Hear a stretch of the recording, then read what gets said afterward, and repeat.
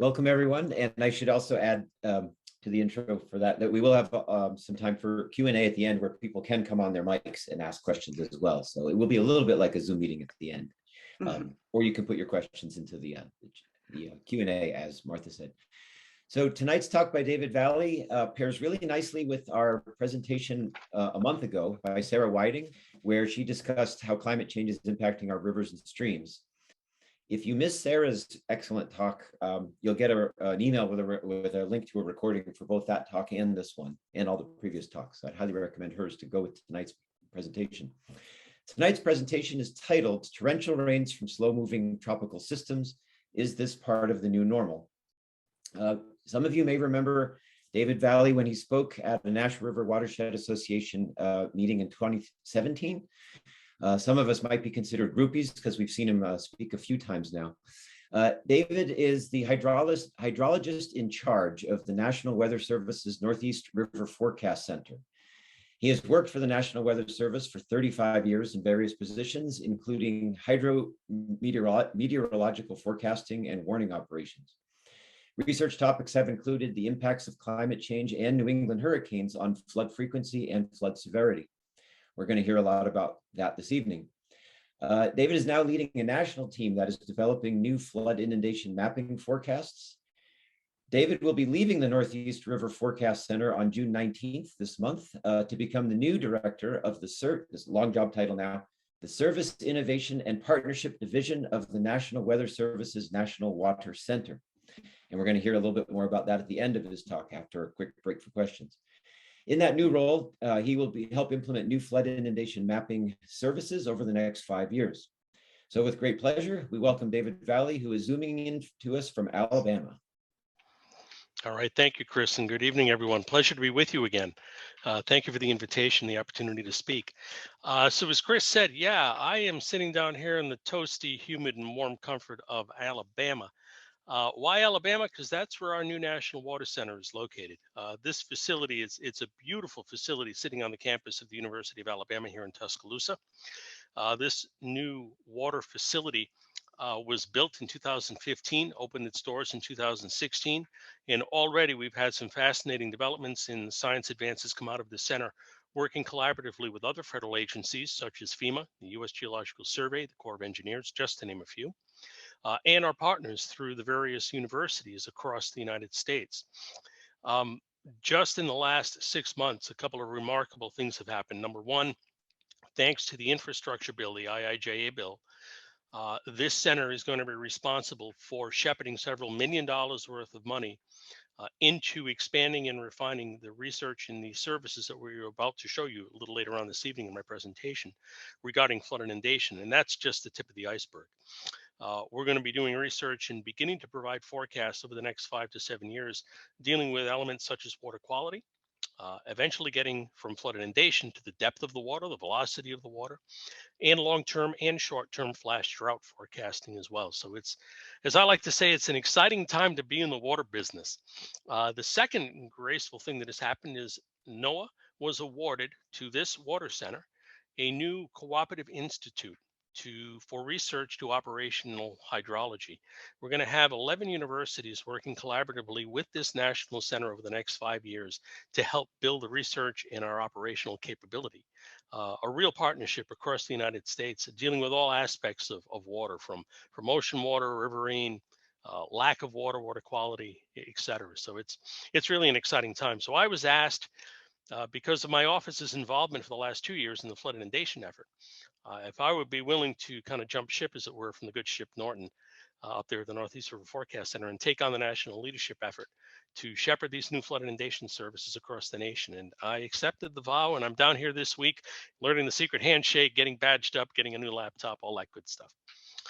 So I've got 1 more week working for my river center, and then I will be full-time dedicated to this national initiative. So tonight's topic is close to my heart, and I am going to keep my fingers crossed that modern technology works as designed. And I am going to, and Chris, I'll let you just tell me that indeed you're seeing the first slide. Yes, look, you'll want to go into slideshow mode, but yeah, we see it shared. Oh, it's not running it. So you're not actually seeing the looping hurricane coming ashore.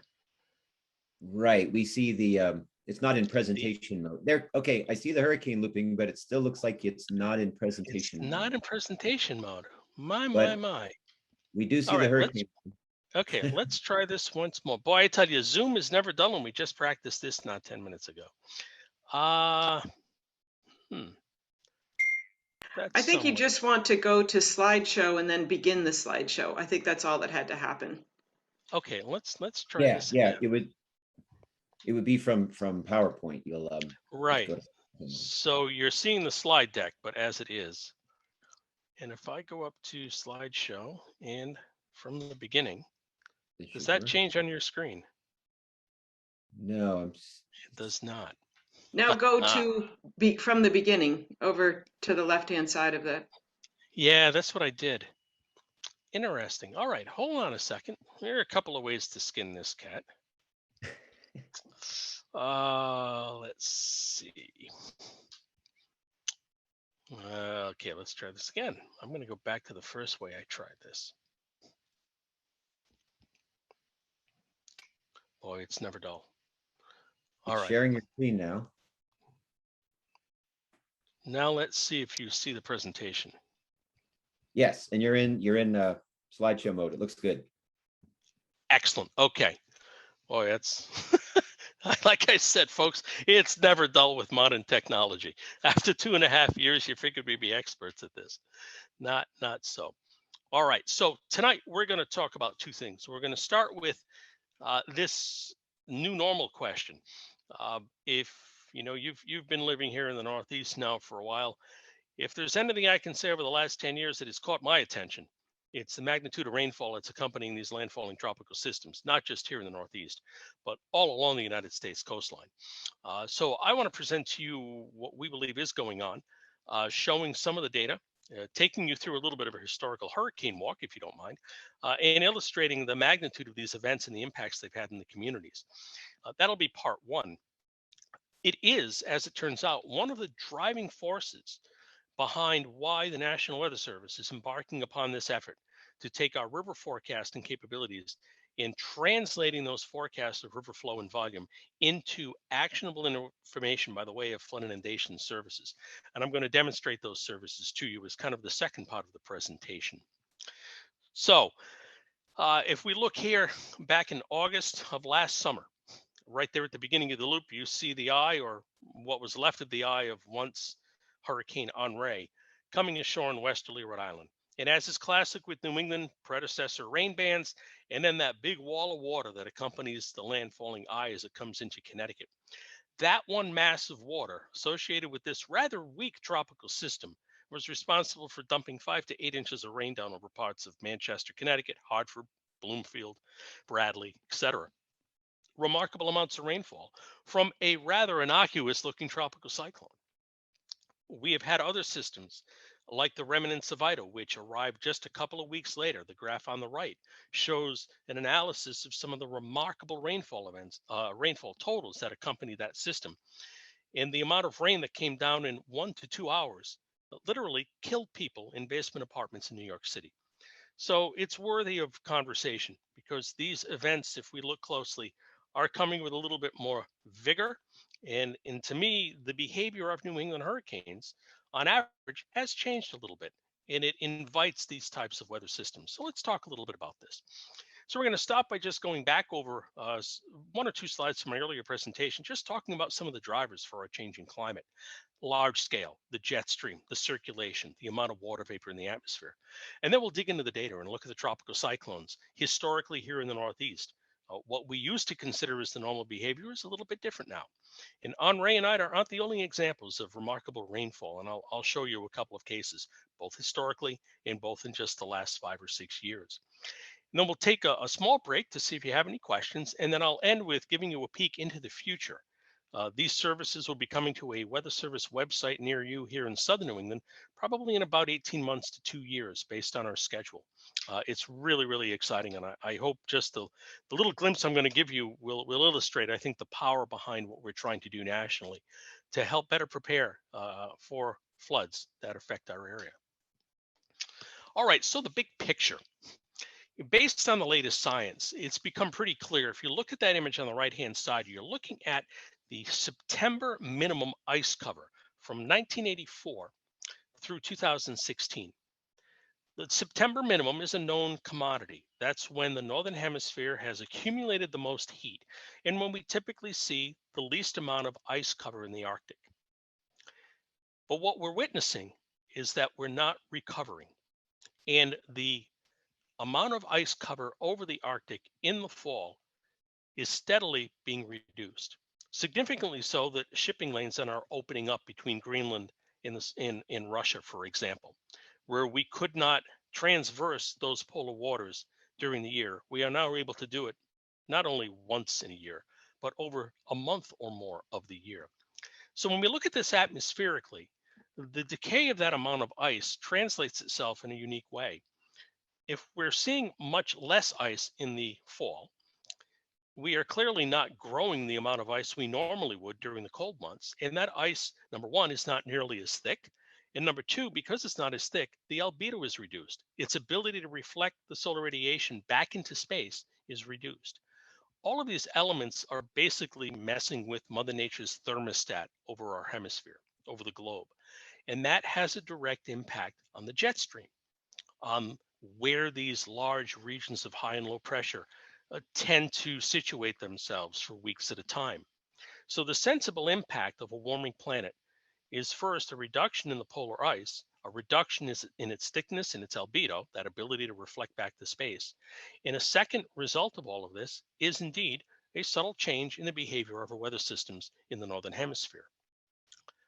Another way this is manifesting itself is through our warming oceans. What you're seeing here is a loop of water vapor in the atmosphere.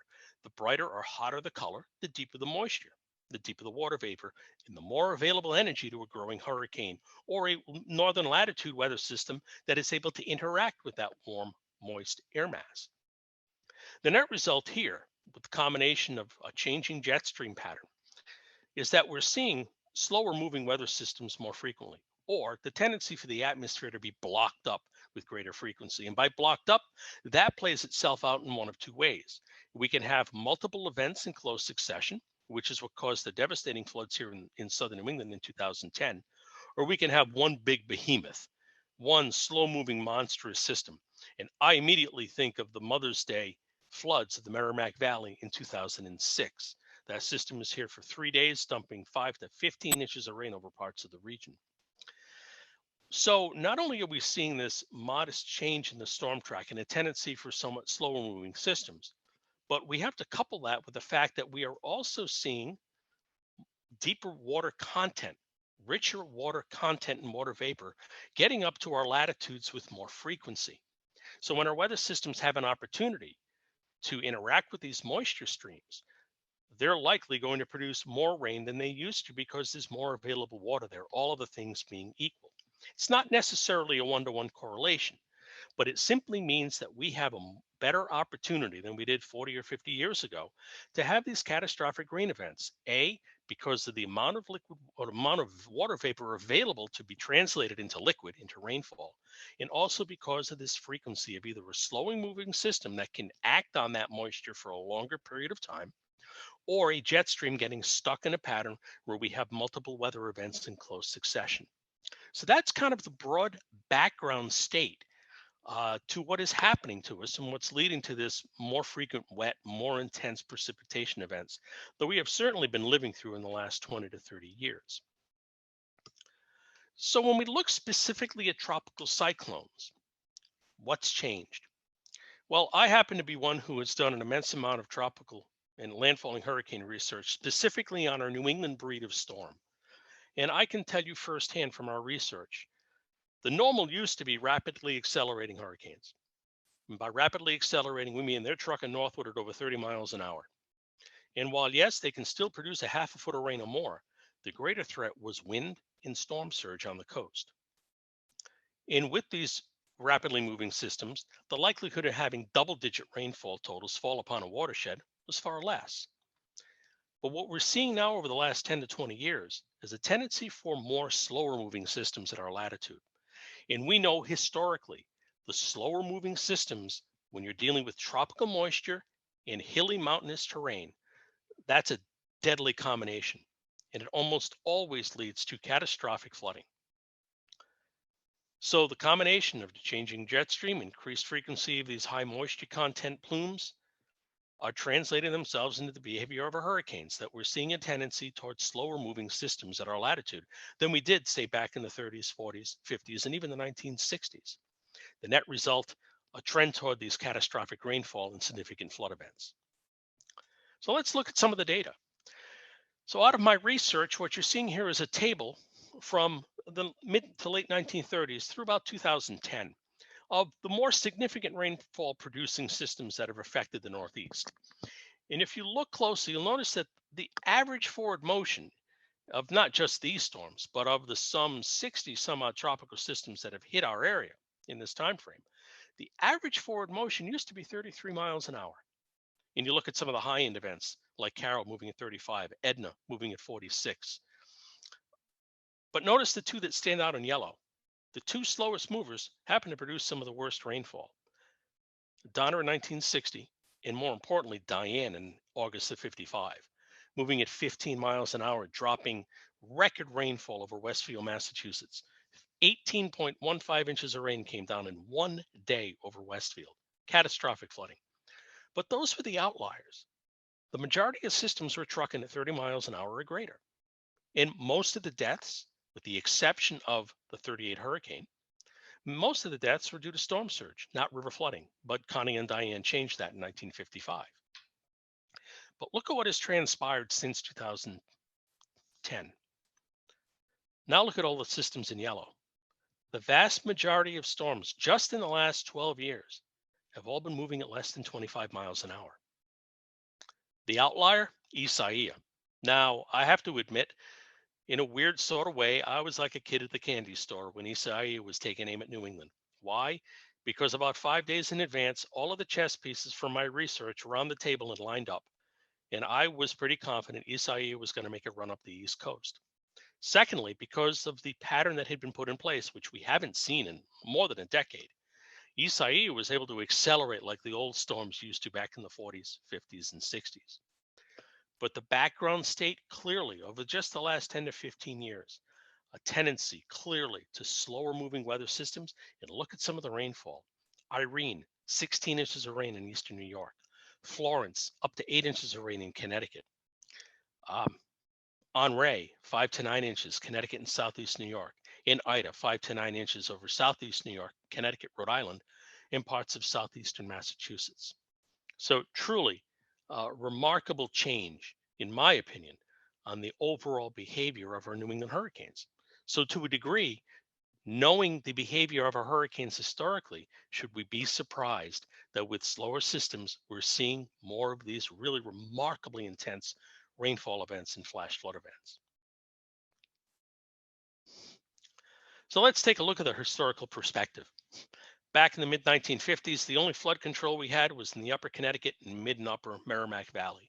And that was all a result of the 1936 snowmelt floods and the 1938 hurricane and the rainfall that preceded the arrival of that deadly hurricane. In 1955, we had the worst combination, back-to-back events.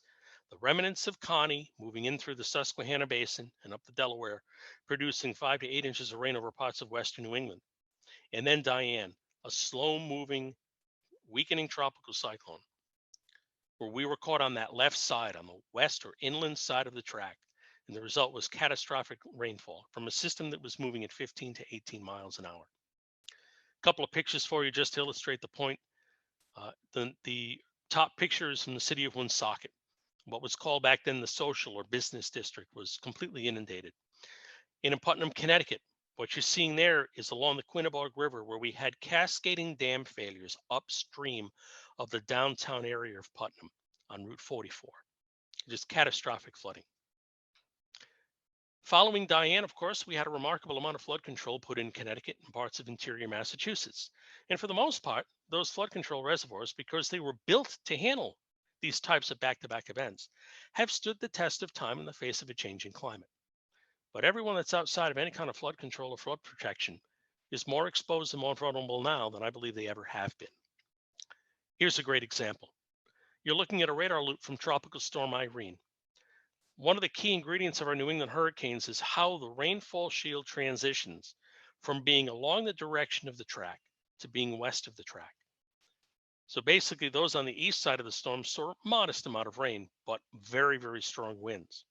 Parts of eastern Connecticut and Rhode Island were without power for up to a week following Irene, and Irene was a weak tropical storm. But the catastrophe was what happened on the west side.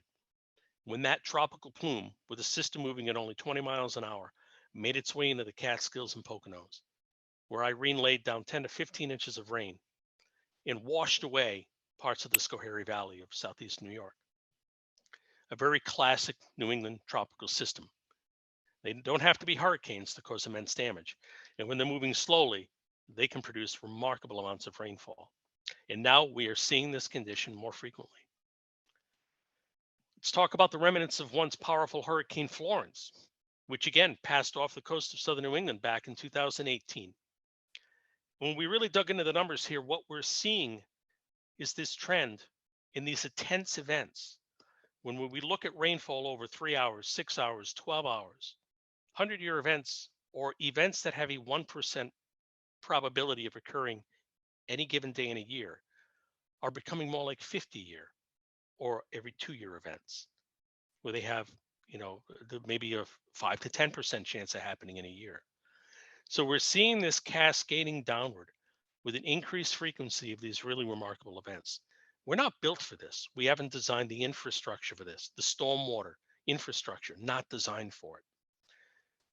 And it's falling along a corridor in the urbanized sector where we've had remarkable land use change, interstates over the last 50 years, the shopping malls, the laying down of pavement, and more importantly, the reduction of natural valley, the reduction of the natural storage capacity of our land, because we've given it up for population increase, for urbanization, for commerce.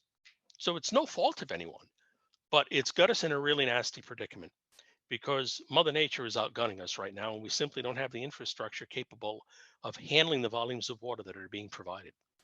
With these extreme events, don't get me wrong, we can't build for that. We can try to reduce the stem of that tide, and we can do things structurally and in our management of the floodplain, in our management of the remaining green space, I think, to make a dent. Biblical events like this are going to cause catastrophic flooding, but what we don't want to see is the encroachment so much so that we increase the population base in that area that could have catastrophic flooding and result in loss of life. Or in this case, in Westport, Connecticut, where firefighters are having to pull people out of automobiles that are submerged because of the flash flooding from an intense rainfall event. And then, of course, we have Ida. This was truly a remarkable event, especially for the urbanized corridor of Northeast New Jersey and New York City, where we saw in a span of 1 to 2 hours, record rainfall rates come down that the storm and drainage systems could not handle, were never designed to handle. And unfortunately, for those living in basement apartments, many lost their lives because they had nowhere to go. You can argue whether or not they should have ever been designed as apartments, but suffice to say, when we get this kind of intense rainfall, these types of floods are going to occur. And unfortunately, they're occurring with more frequency. Just 2 nights ago, here outside of Tuscaloosa in the city of Birmingham, 5 to 6 inches of rain came down in 3 hours, producing flash flooding. So you don't have to look very far. In any given week, someone is getting hit by this type of natural event, and they are coming with greater ferociousness and greater frequency, even up here in the Northeast. But we have practices that I've spoken to before that I truly believe if we stick to our guns, we can at least take a bite out of the impacts. But it's going to take determination and some unique strategies. The way we design, the way we take over properties, giving up the lowest levels so that if a river flood occurs, you're not losing critical infrastructure. You might be washing the parking deck instead. Trying to build with porous surfaces, using bioswales where it makes sense to try to stem the tide of perhaps a local impact. In some cases, like you see in the lower left, we have no choice but to elevate the critical infrastructure. Back in the day, one of the practices that served the Thames, or rather the Charles and Neponset River watersheds very well, was our ability to give back the land so that we returned it to its natural state, a technique that's called natural valley storage. And I'll tell you that it has had an impact on the frequency of flooding in the Charles and Neponset. Now, did they have record flooding in 2010? Yes. Why? 20 inches of rain in a month. That's going to cause record flooding.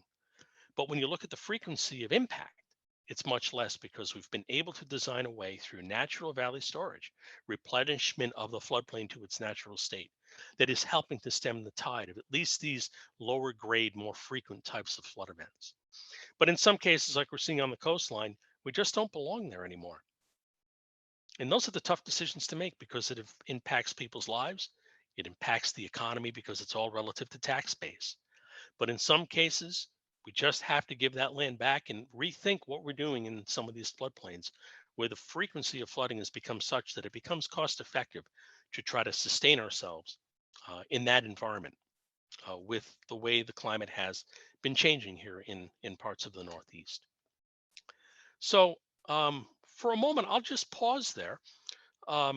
Chris, if there are any questions that have come in regarding this first part of the presentation, I'd be happy to take them now if there are some. The only one I saw was questioning, is New Hampshire involved? And I'm not sure why that popped up. But So when we think of the Nashua River watershed, yeah, we are looking at the same type of environment in New Hampshire. Yeah. The blessing there for the main stem Merrimack and some of the larger tributaries is that we have Army Corps of Engineers flood control projects. But as we saw in 2006, the lower Merrimack is still at great risk because if these rain events occur downstream of the flood control, we're capable of seeing flood elevations that are going to approach those of the 1930s. Why? Because we've urbanized that corridor and there isn't flood control that close into these urban centers. It's all up in the mountainous terrain where we're trying to hold back the larger volumes of water. Believe it or not, that 2006 flood brought the Merrimack River at Lowell to its second or third greatest flood elevation of record, second only to the 36 and 38 floods. That's remarkable. But I think that illustrates the vulnerability that we have now outside of where we have large scale flood control projects. But to the point, New Hampshire we're seeing the same thing in New Hampshire as well. So hopefully that answered that question. And that's all we have for questions on the chat. Okay. All right. So from a federal government agency standpoint, one of the things we have to do, which is our imperative, really, it's imperative for us to do this, is given this change in climate, we've got to position ourselves to provide as much meaningful, accurate, and actionable information for our emergency management community and for the public as we possibly can, with as much lead time as the science will allow us to deliver, so that we are able to illustrate graphically and in GIS technologies where that water is going to be on the ground.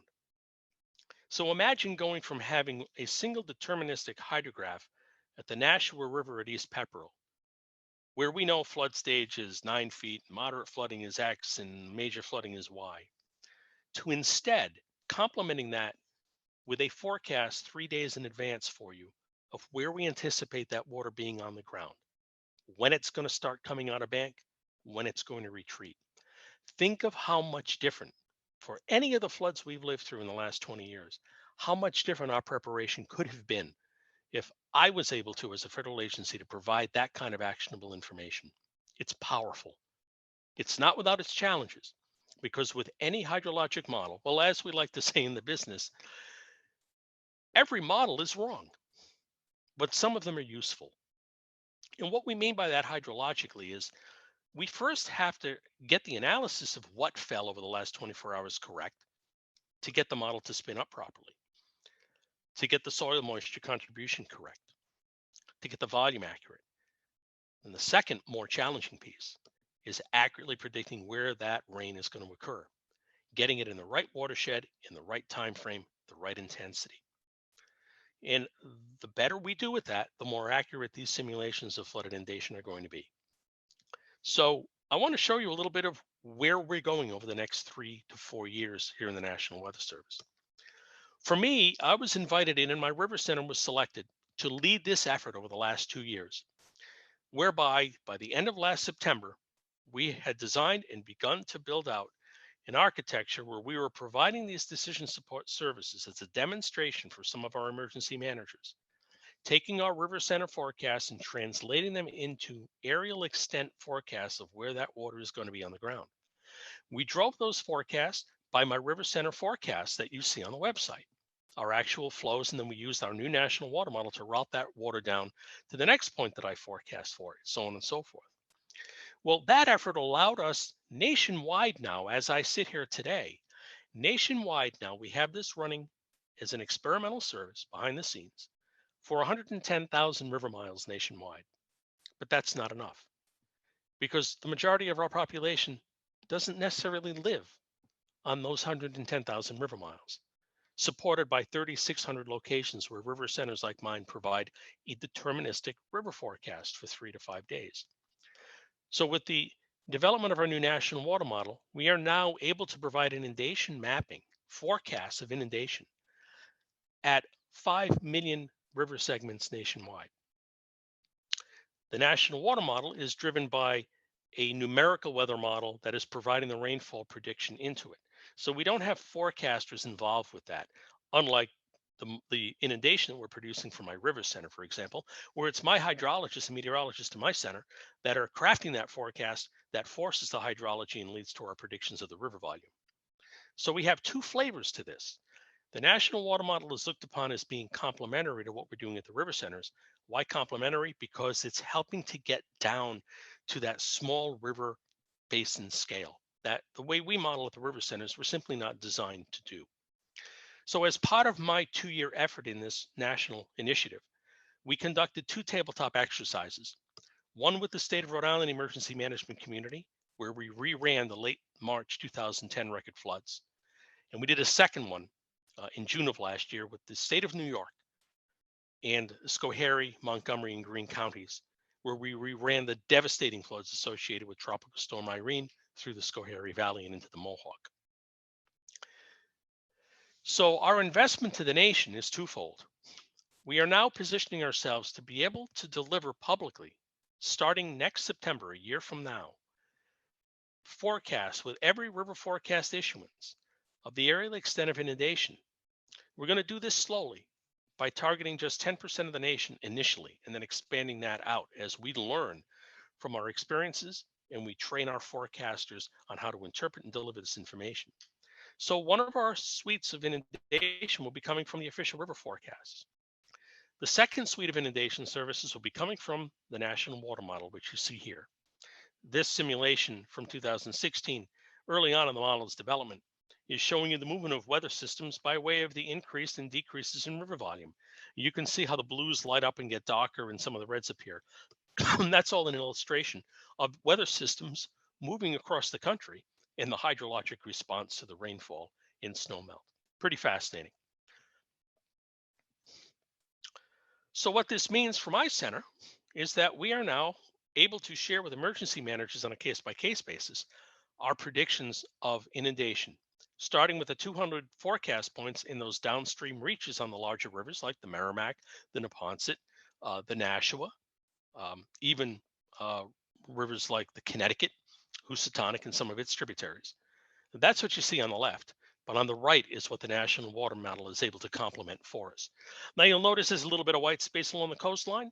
That's because we are about 1 year away from implementing a total water modeling component to the National Water Model, so that we will be able to route that water right to the beachfront and also address how the tides and storm surge will impact the volume of water and the inundation along our coastline. That we're about 1 year away from. So how did we do this? Well, we used our ability through these virtual meetings to have a half-day workshop with New York and with Rhode Island. I'm going to share with you what we did in Rhode Island as my example. But what we did for our emergency managers is we first trained them over about a 45-minute period of time, trained them on these new flood inundation services, showing them what it would look like, some of the tricks to interpreting the data. And then we had our weather office give a weather briefing, picking 3 time steps in the evolution of that flood. We showed our official forecast we were issuing at the time. We emphasized the impact statements that they would see in the flood watches and flood warnings that would be issued later on in the event. But we didn't stop there. See, these are the services that we provide today. Deterministic forecast at river locations in generic countywide flash flood or flood warnings generically for the smaller ungauged rivers and streams across the region. But what we've done here is we've gone from taking today's information to actually putting in front of our emergency managers in a geospatial format the actual aerial extent of inundation. And this is a snapshot from one of our time steps during the record floods in Rhode Island. And you're looking at the main stem Patuxent River. And with the help of the National Water Model, you're seeing some of the tributaries that are feeding into the main stem Patuxent River. This is the beauty of doing the River Forecast Center flow forecast and complementing that with the National Water Model. It allows us to paint a homogeneous picture over the entire watershed, not just the major river in that basin. And the pictures speak for themselves.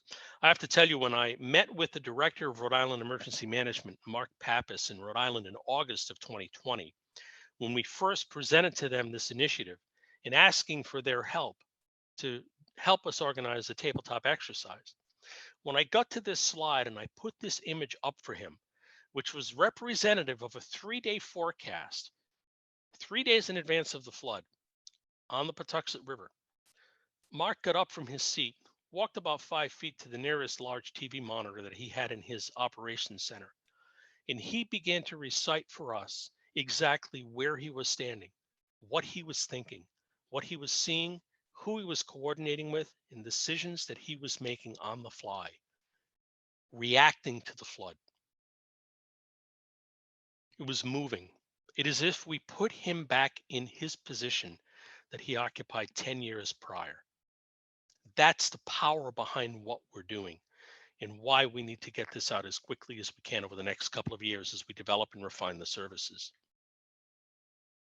So from our tabletop exercises in New York and Rhode Island, a couple of very telling key points came out of these exercises. First of all, the emergency managers told us what you did by briefing and then walking us down the floodplain and then providing this information to us in a geospatial environment. We used a cloud-based tool to do this. We emulated exactly how we want them to be able to download the data into their own architecture and also have the capability for the public to see these images and projections on our website. They found our ability to brief that information and walk that walk with them to be powerful. But they said the best way for us to receive this was through web-based services and the ability to download the raw data into our architecture, but to have it briefed by a National Weather Service forecaster, because that helped them interpret and understand what they were looking at, the expectations, the uncertainty, which helps to inform their decisions. The state of New York, one of the county emergency managers stated point blank, David, this is a game changer. If you can truly get us to a point where you are providing us these types of services 3-4 days in advance of an event, it changes the whole game. The participants also indicated that it's in that day 1 to day 3 timeframe before an event occurs where they are most likely to leverage these services for staging and planning activities and eventually evacuations. The partners also, of course, very clearly said you can't stop at aerial extent of inundation. We want depth. In some cases, we might need to know the velocity of that water to know if it's safe to even get somebody in the water if we've got somebody trapped. They'd like us to move toward a probabilistic forecast so that instead of providing one deterministic solution, give us some error bars. You know, what's the accuracy of these forecasts? What's the goodness of this solution? What should we expect? What's the range of error? For those who are going to be bringing it into their GIS architecture, the metadata is important. They want to have as much underlying descriptive information on the services as they can.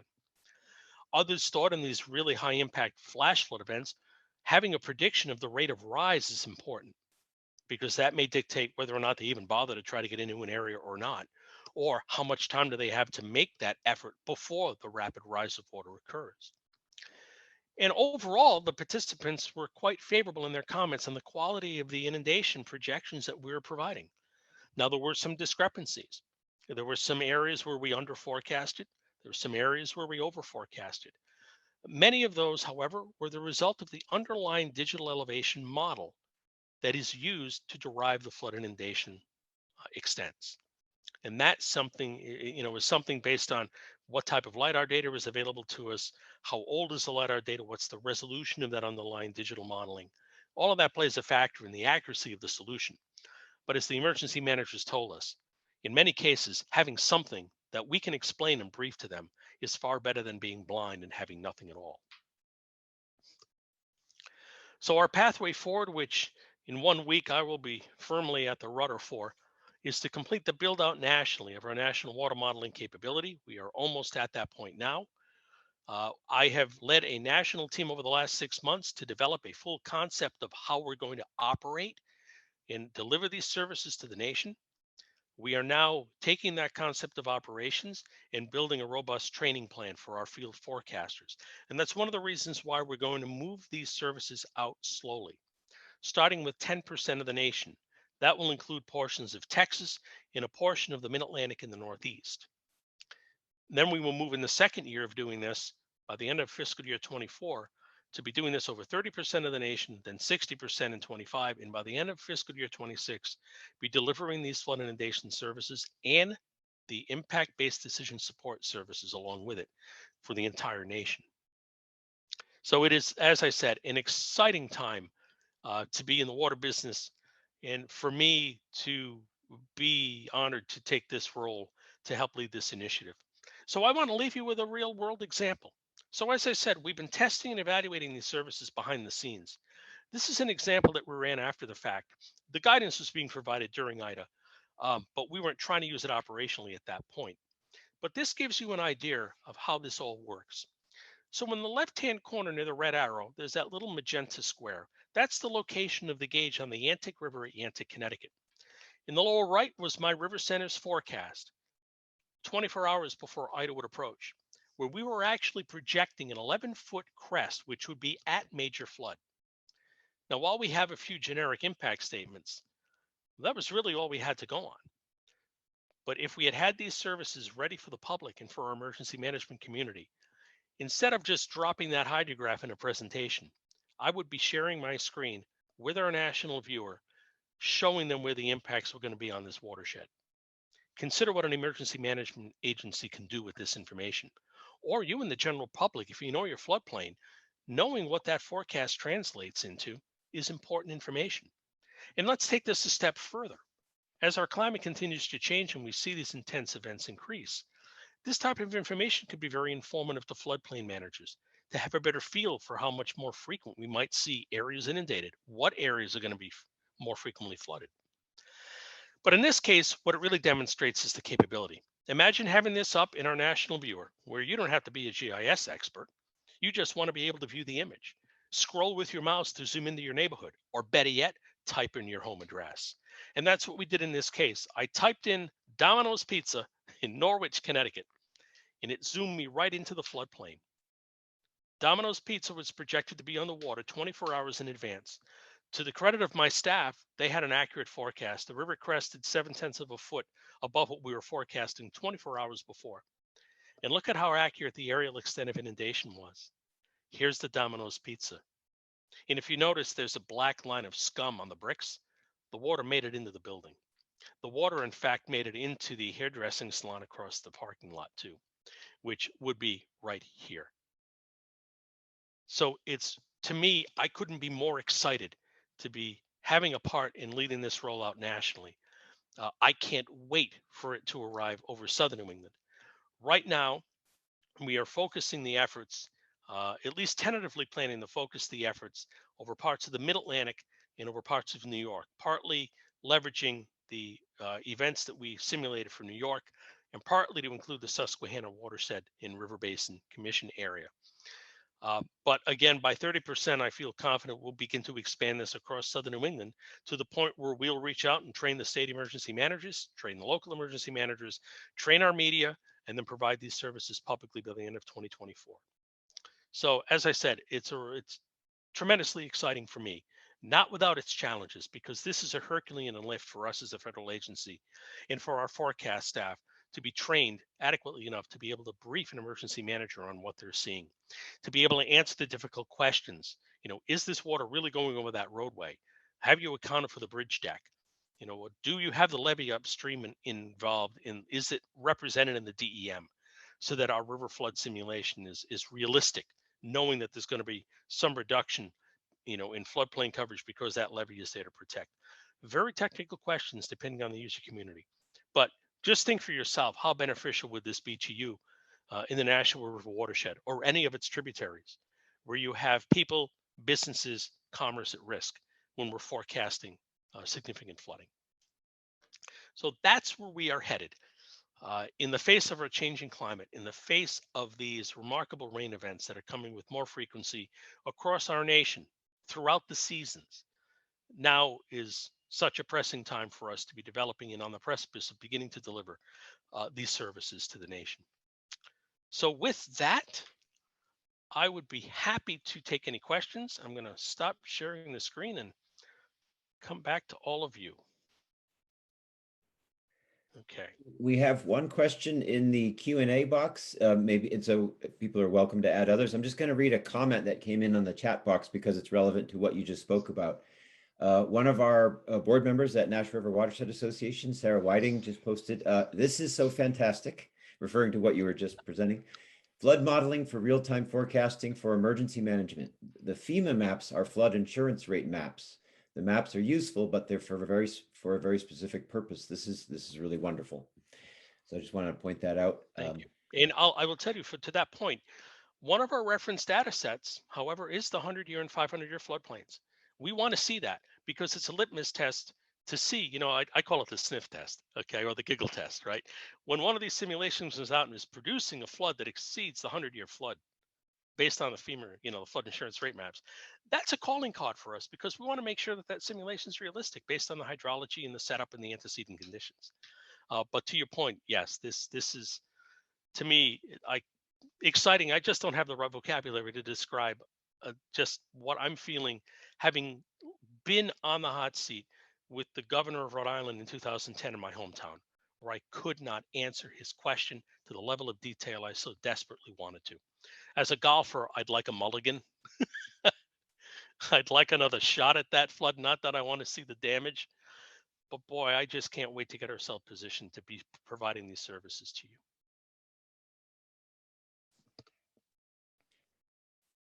Martha, you turned your camera on. I can present the question, or were you going to pipe in for a second? No, go ahead. All right, so where is that queue? Okay, some questions are popping up. The first one that appeared a little while ago was, you were talking earlier about the increase in higher frequency of what used to be 100-year flood events and things.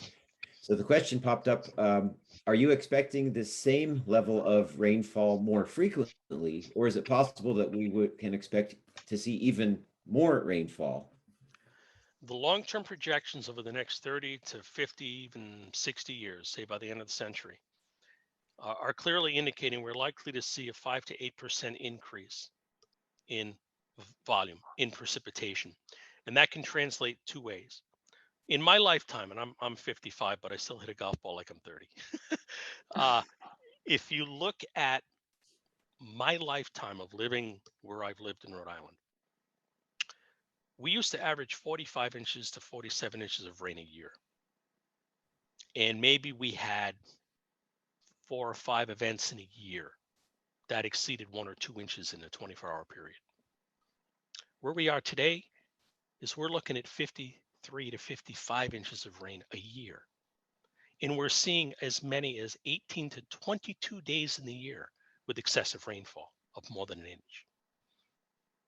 The trend continues to indicate 5 to 8% increase. So where does that put us? If we're 55 inches now, tack on another 8%, even 10% is not out of the question. We're tacking another 5.5 inches of rain on our annual rainfall. That's a problem. And if we add that same kind of value, just hypothetically, to the intense rainfall amounts, well, if a big rain event used to be 4.5 inches and now it's 8, and now what are we talking? 11, 12? I mean, that's the significance of what we're seeing. And you tell me, just look at the last 10 years. It's uncomfortable. It's a little frightening because of the magnitude. Now, it doesn't mean it's always going to be over Westfield or over Fitchburg. No, but it's, an equal opportunity kind of thing. That we're all vulnerable to these types of really remarkable events. Long Island, the summer of 2016, I think it was, or 2014, 11 inches of rain in 3 hours. I mean, these are just happening everywhere. I can take you to New York. I can take you to Oneida, New York. I can take you to Dodgeville, Halloween of 2019, which happened to be the last time I flew in an airplane before coming down here this week. Thank you, COVID-19. You want to go to Maine? I'll take you up to Fort Kent. Pick a spot. It's unsettling. As a scientist, it's real. It has sensible impact. So to your question, I don't think we're done with this, and that's what's unsettling.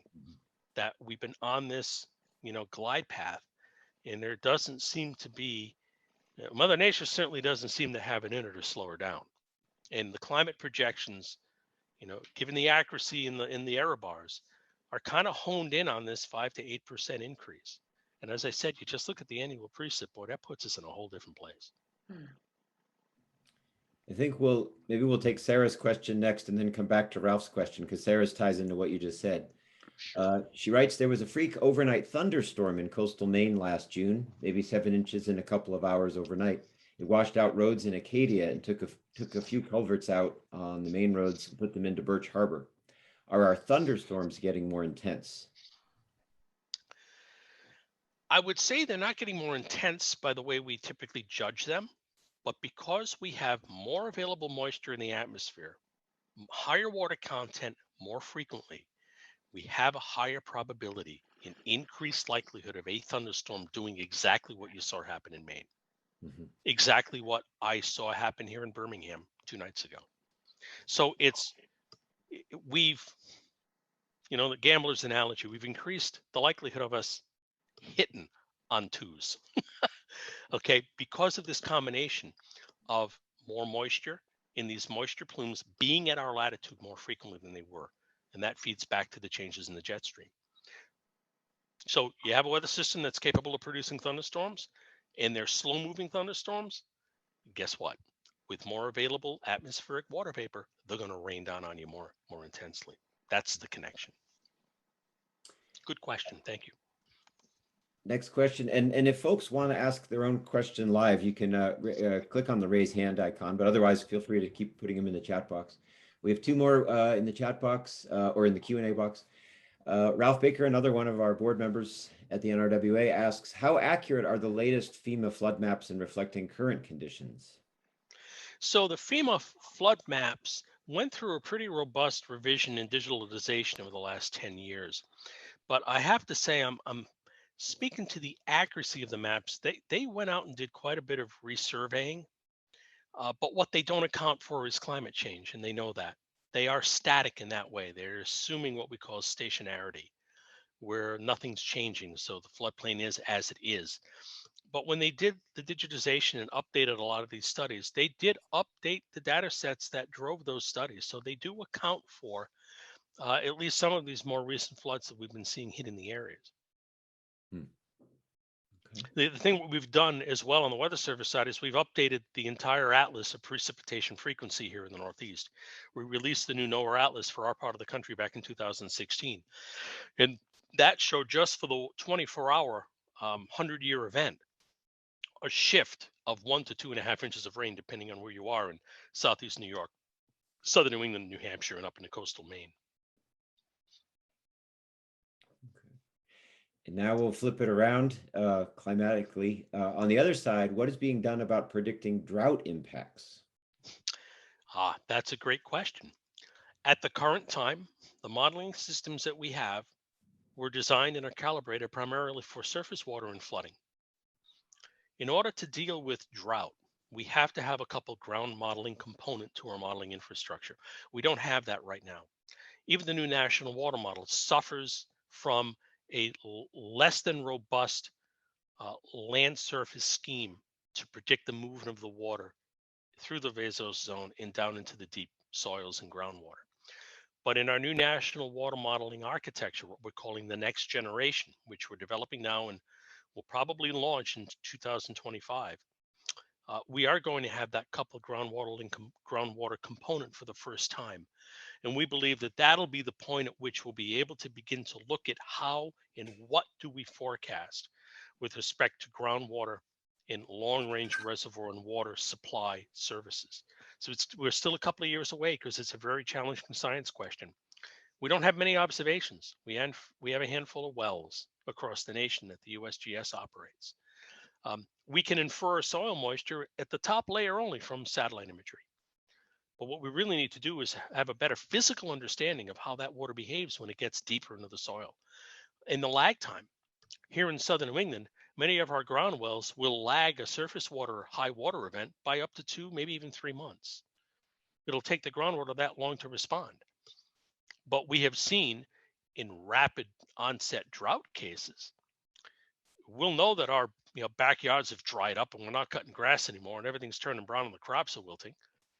But you look at groundwater and it'll be at a normal level. But then at one point you trip the wire and it rapidly decays. We need to be able to forecast that. And we simply don't have the scientific capability right now to do so. But through this cooperative institute, through our partnership with academia, it is now on the drawing board. And we are aiming our guns at that because it's a critical component. Great.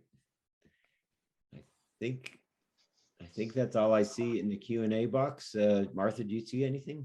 There was one question in the chat, not the Q&A, but the chat, and it's from Anna Barker, who says, your work is amazing, but how will this be applied to help citizens in their homes, and when will insurance companies stop allowing folks to rebuild on the coast and in floodplains? That's not my department. That regulation's not my department, and I don't dare go there. My opinion is on the coast, boy, there's some neighborhoods you got to give it back to Shamu. Okay, I mean, it's what are we doing? But that's not that simple. We know that. For the citizens, what we hope is that this will be actionable information for them when we're forecasting flooding, or we put out a flood watch. That they're going to be looking at this information. They're going to be looking to their emergency managers to help in their decision making. If you've had flooding before, you're seeing us painting that aerial extent across your neighborhood. What can you do? If you've had flooding, is it the basement that floods? Can you elevate stuff? Can you get critical stuff out? Make sure your sump pump's working. Have a battery backup. Things like that in real time. Or maybe you need to evacuate. If you've had enough flooding, maybe this is the surface that finally trips the wire so that you get out of harm's way before the flood comes. Or through the use of doing some historical analyses, and we see the frequency increasing, maybe now, the community as a whole can be looking at the floodplain holistically, saying, what do we do? Identifying the areas, these are the first places we know we need to evacuate. But at the same time, when we go back in to fix the properties, we do it differently. After 2010, there were neighborhoods that had homes bought out. Why? It was cost effective to do it because the repeating losses was just a non-starter, and people wouldn't be able to even get flood insurance.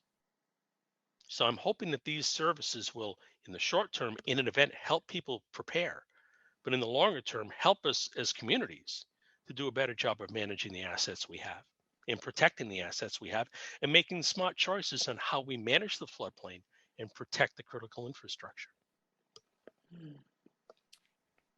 I have a question that came in about drought again. We'll come back to drought. So you had talked about how it's very difficult to predict in the near term. But how about this is a question about past patterns. Are you seeing changes in wet-dry patterns? What are you observing about stuck weather patterns in regards to drought? Stuck snow patterns, stuck rain patterns like last summer in northern Mass, and stuck dry patterns? So there's a connection to all of this. If we're reaping the benefits of being too wet, all I would ask is look at the number of days on the news forest fires are being covered nationally. I stopped there. Look at the amount of coverage now you have seen for the last 5 years on the continued drawdown of all of the major reservoirs in the West. That's the other side of this pattern. Now, there will be occasional voyages for us into drought, for the West into a wet pattern. These are typically driven by either monstrous large-scale weather events or the El Nino Southern Oscillation when we have a big El Nino or a La Nina event. These global phenomena, oceanic and atmospheric, combined together, accentuate the background state. In 2010, yeah, we were stuck in a rut. We were in a wet pattern, but we were in a supercharged wet pattern. Why? El Nino. Warm Pacific feeding that Pacific Turkish bath air, okay, right up into the Gulf Coast, and every one of our weather systems sucked off that straw. And we wound up with biblical rainfall. So you have background states, you have these occasional voyages into flash drought, but the background state for us has been wet, just as the background state for the Pacific, the west and southwest coast of the US has been drought. It's been dry. And unfortunately, we don't see a way out of this. We see voyages into wet patterns for them, but not necessarily holistically a change in the catalyst. You know, and there's a phrase that I've heard used before that floods kill people, but droughts kill civilizations. Those are long-term, long-duration, evolving episodes over generations. And unfortunately, we may be on the cusp of seeing such a catastrophic evolution of events in the West. New question. I'm very interested in bioswales to help mitigate flood damage. Can you talk a bit more about this? Is it something that could help make Groton more resilient? And if I could just add to that, when I was in Baltimore a few years back, I know the city of Baltimore was trying to address some flood issues, and they encouraged these tiny little urban bioswales and little gardens. And part of me was just curious, how much impact can they really have when they're kind of small scale compared to all that massive it's around them? So go ahead. The use of bioswales that I have seen have been really to try to correct local issues. The image I showed you was actually from Providence College, from their campus, where they had a problem with rainfall runoff rapidly careening down that walkway into the buildings, and ice formation in the wintertime because the water wouldn't leave, the water wouldn't evacuate, wouldn't dry up. So they went to their engineering and environmental group, and their teams came up with this idea of putting bioswales in the area to help retain that water, slow down and grab it. You know, change the topography a little bit and grab that water so that that water isn't running directly off into that walkway. Some of the cities have done this, one for a beautification purpose, to get more green, okay, to plant trees. But another reason is to help get rid of poor water quality, because you can construct these bioswales in a way where they're retaining a lot of the gunk and grit and junk that could flow into the estuary nearby as it makes its way out of the local area and into the nearby river or stream.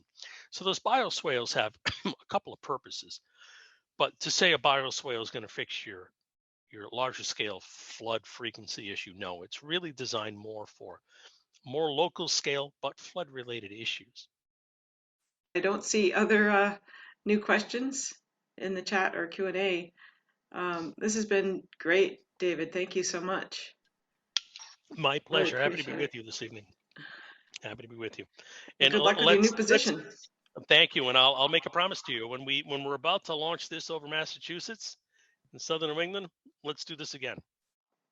And I'll give you the demo with the services and take you to the site and show you how it's all going to work. That sounds fantastic. Thank you.